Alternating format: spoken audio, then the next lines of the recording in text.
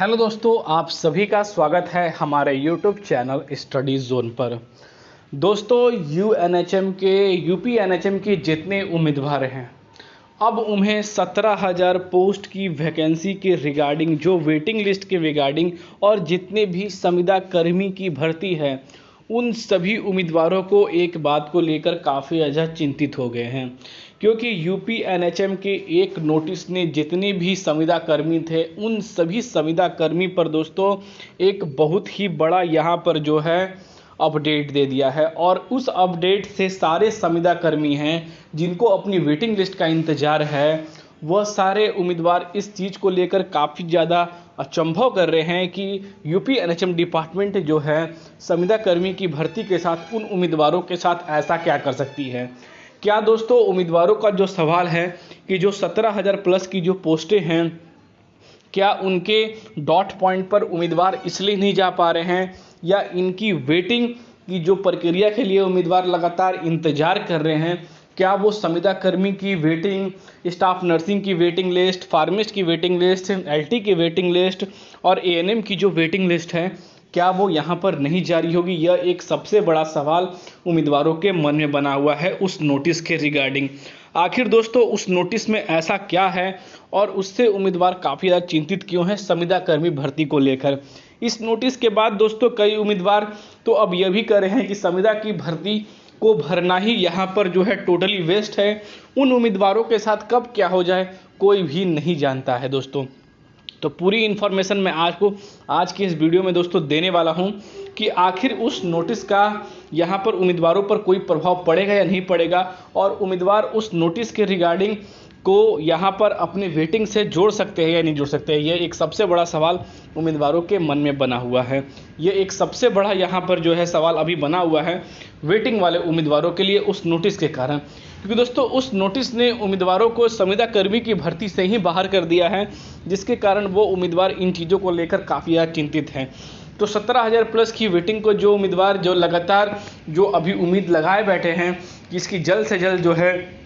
मार्च या अप्रैल के बीच में आप सभी को वेटिंग देखने को मिलेगी, तो क्या वो उम्मीदवारों की वेटिंग की प्रक्रिया है वो उम्मीद रख सकते हैं, या संविदा की भर्ती को ही अब वो छोड़ सकते हैं, या अपने परमानेंट भर्ती के आगे जुड़ सकते हैं? तो इसके बारे में सारी इन्फॉर्मेशन मैं आपको आज के इस वीडियो में देने वाला हूं। दोस्तों बने रहिएगा हमारे यूट्यूब चैनल स्टडी जोन के साथ, जिसका लिंक आपको टेलीग्राम चैनल पर दोस्तों मिल जाएगा स्टडी जोन पर, जिसका लिंक आपको वीडियो के डिस्क्रिप्शन में मिलेगा। जाकर वहां से ज्वाइन कर लीजिए, क्योंकि हर एक पीडीएफ की अपडेट और जो भी शॉर्ट अपडेट है आप सभी को टेलीग्राम के माध्यम से टाइम टू टाइम अपडेट किया जाता है। तो चलिए दोस्तों, पूरी नोटिस क्या है, पूरी इन्फॉर्मेशन क्या है, वो मैं आप सभी को यहाँ पर दोस्तों साझा करने वाला हूँ। जैसा कि दोस्तों यह जो नोटिस है और जो इसका लिंक है मैंने अपने टेलीग्राम चैनल पर डाल दिया है। दोस्तों यह नोटिस देख सकते हैं कि 28/3/2024 का है, यानी कि यह जो 28/3/2024 के दोस्तों डेट पर यह नोटिस पब्लिक किया गया था, जिसमें कि बताया गया था कि यहाँ पर जो है एनएचएम डिपार्टमेंट द्वारा, राष्ट्रीय हेल्थ मिशन द्वारा यहाँ पर एक भर्ती को ऐड किया गया था। यहाँ पर जो है देख सकते हैं कि नर्सिंग मेंटल के लिए यहाँ पर जो है एक भर्ती को यहाँ पर ऐड किया गया था। उस भर्ती के अनुसार यहाँ पर जो भी प्रक्रिया थी, यानी कि जो भी यहाँ पर जो है यहाँ पर प्रदेश के अंदर जितने भी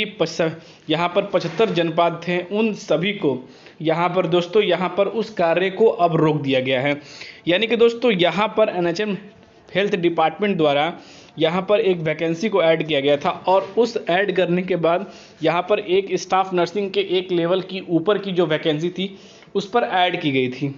और उसको ऐड के लिए दोस्तों यहाँ पर इस वैकेंसी को ऐड किया गया था, और जिसका यहाँ पर जो विज्ञापन था वो संविदा यानी कि कॉन्ट्रैक्ट बेस पे था, जिसके कारण ये जितने भी यहाँ पर इस उम्मीदवार जो पोस्ट पर हैं और उनके पोस्ट को हर एक साल यहाँ पर रिन्यू किया जाता था। तो यहाँ पर दोस्तों जो भी वो उम्मीदवार थे उन सभी को नोटिस मिला, और जैसा ही दोस्तों ये नोटिस को एनएचएम ने जब डाला तो यहाँ पर उम्मीदवारों को इस बात को लेकर शंका हो गई कि क्या एनएचएम जो है इस डिपार्टमेंट की जो पोस्टें हैं क्या वो हटाएगा, या आने वाले समय में संविदा के साथ वो हर एक प्रक्रिया में ऐसे कर सकता है। तो दोस्तों यहाँ पर इस नोटिस का सिर्फ एक ही अर्थ है, ना आप सभी की कोई भी कॉन्ट्रैक्ट बेस पर उस वैकेंसी को उम्मीदवारों को कोई प्रभाव पड़ेगा इस नोटिस के अनुसार या वेटिंग के अनुसार, उम्मीदवारों को कोई भी इसके रिगार्डिंग जो है यहाँ पर कोई भी हानि नहीं पहुँचेगी इस नोटिस से। इस नोटिस का अर्थात यही था